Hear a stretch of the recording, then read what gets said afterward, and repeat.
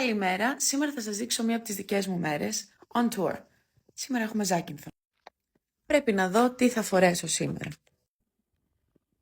I'm ready! Ετοιμάστηκα, έβαλα και τα καινούργια μου παπούτσια και φεύγω. Bye house!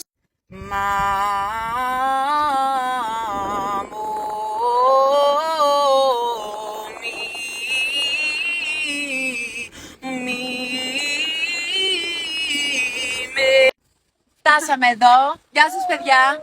Dancers, Σπύρο, ηχολήπτης. Φύγαμε! Ξεκινάμε από Αθήνα να πάμε Ζάκυνθο.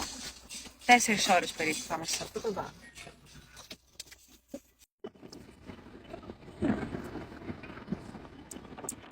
Σπύρο, φτάνουμε. 7 hours later. Φτάσαμε στη Ζάκυνθο. Yummy. Φτάσαμε. Νιώθω πάρα πολύ κουρασμένη, πρέπει να κοιμηθώ, γιατί σε 3 ώρες τραγουδάω. Η ώρα είναι 10:30.